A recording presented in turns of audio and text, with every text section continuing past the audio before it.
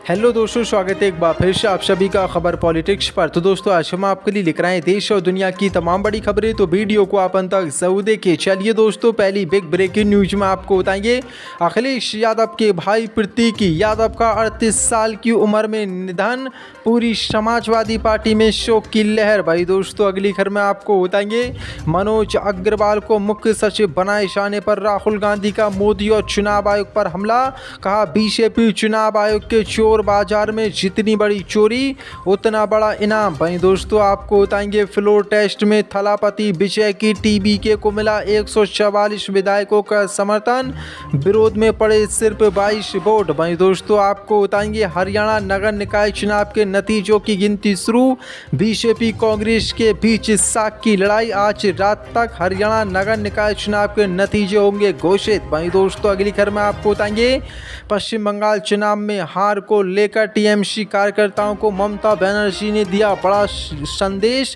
कहा हिम्मत न हारें, मजबूत बने रहें और भाजपा के खिलाफ लगातार करते रहें काम। तो दोस्तों, सभी खबरों को एक एक क्रम आपको विस्तार से बताने वाले हैं। वीडियो को दिल से लाइक कर चैनल को सब्सक्राइब जरूर कर लें। इसी के साथ दोस्तों, पहली बड़ी खबर कल केशा में अखिलेश यादव के भाई प्रतीक यादव का निधन, लखनऊ में ली अंतिम सांस। दरअसल आपको बता दें, समाजवादी पार्टी के प्रमुख अखिलेश यादव के परिवार से जुड़ी एक बड़ी खबर सामने आ रही है। उनके सौतेले भाई और मुलायम सिंह यादव के छोटे बेटे प्रतीक यादव का लखनऊ में निधन हो गया है। 38 वर्षीय प्रतीक यादव पिछले कुछ समय से स्वास्थ्य संबंधित समस्याओं से जूझ रहे थे और बुधवार सुबह उन्हें लखनऊ के सिविल अस्पताल लाया गया, जहां डॉक्टरों ने उन्हें मृत घोषित कर दिया। उनके निधन की खबर के बाद यादव परिवार और समाजवादी पार्टी समर्थकों में शोक की लहर दौड़ चुकी है। जानकारी के मुताबिक प्रतीक यादव पिछले कुछ दिनों से लगातार बीमार चल रहे थे। उनका इलाज जारी था। कुछ समय पहले उन्हें मेदांता अस्पताल में भर्ती कराया गया था। उस दौरान बीजेपी नेता और उनकी पति अर्पणा यादव और अखिलेश यादव उनसे मिलने पहुंचे थे। हालात स्थिर होने के बाद उन्हें घर वापस ले जाया गया था, लेकिन उनकी तबीयत पूरी तरह ठीक नहीं हो सकी। फिलहाल उनकी मौत किस बीमारी से हुई और किस कारण से हुई है, इसको लेकर कोई अपडेट सामने नहीं आई है।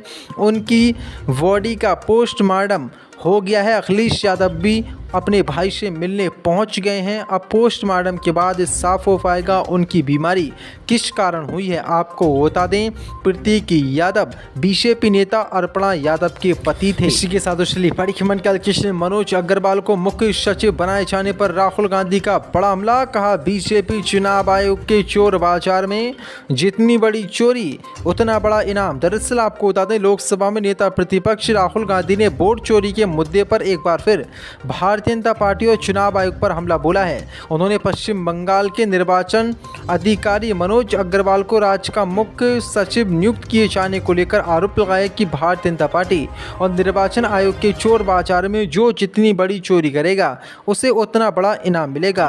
राहुल गांधी ने कहा कि बीजेपी निर्वाचन आयोग के चोर बाजार में जितनी बड़ी चोरी उतना बड़ा इनाम। दरअसल भारत निर्वाचन आयोग में पश्चिम बंगाल के मुख्य निर्वाचन अधिकारी के रूप में कार्यरत रहे मनोज अग्रवाल को राज्य का नया मुख्य सचिव नियुक्त किया है। इससे पहले पश्चिम बंगाल में निर्वाचन आयोग के विशेष पर्यवेक्षक रहे सुब्रत गुप्ता को मुख्यमंत्री अधिकारी का सलाहकार नियुक्त किया गया था। हाल ही में संपन्न हुए पश्चिम बंगाल चुनावों के दौरान विपक्ष ने चुनाव आयोग पर गंभीर सवाल उठाए थे। तत्कालीन मुख्यमंत्री ममता बनर्जी और तृणमूल कांग्रेस ने कई बार ये आरोप लगाया था कि चुनाव आयोग और विशेष रूप से राज्य के मुख्य निर्वाचन अधिकारी मनोज अग्रवाल बीजेपी के इशारे पर काम कर रहे हैं। टीएमसी का दावा था कि चुनाव आयोग के फैसले एक तरफा थे।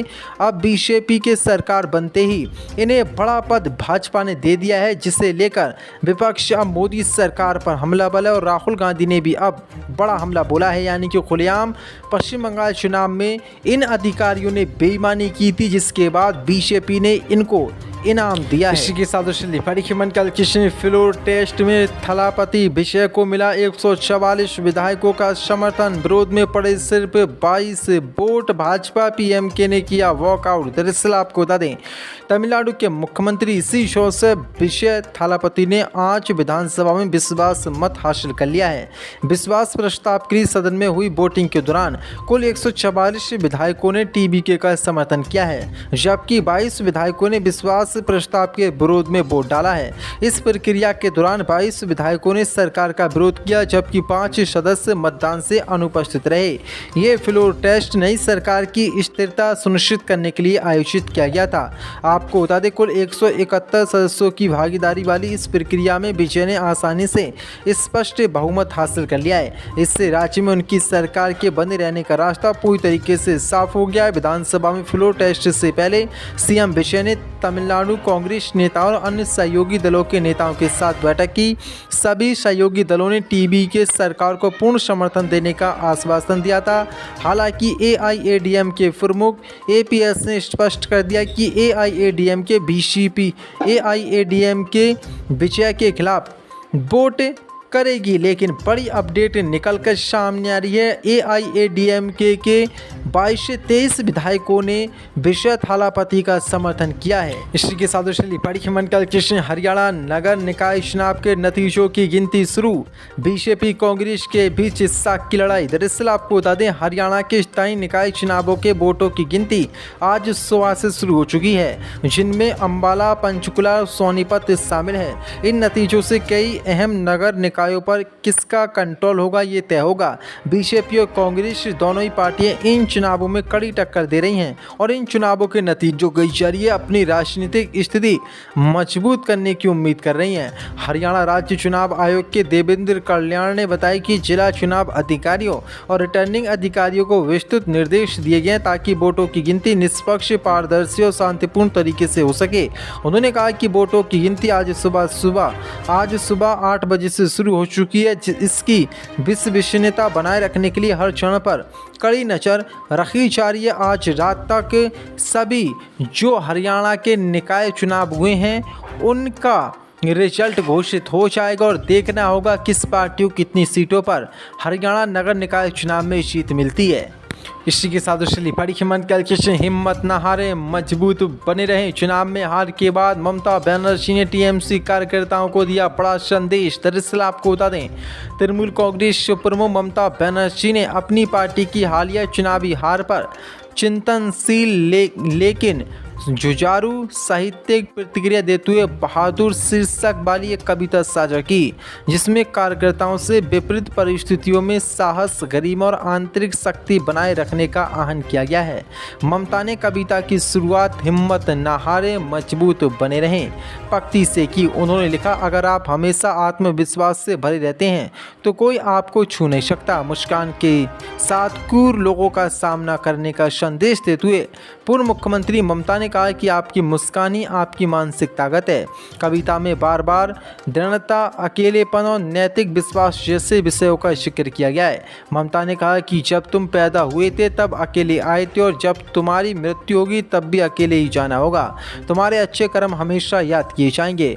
कविता की अंतिम पंक्ति में तृणमूल कांग्रेस प्रमुख ममता ने लिखा कि हिम्मत न हारे, आखिरकार आपको लाभ मिलेगा, ये विश्वास रखें। आपको बता दें, ममता बनर्जी ने बड़ा संदेश अपने कार्यकर्ताओं को दे दिया है और कह दिया है कि आप हार से हिम्मत न हारे, मजबूत बने रहें, निराश ना हो और अपना काम जैसे कर रहे थे वैसे ही करता रहें।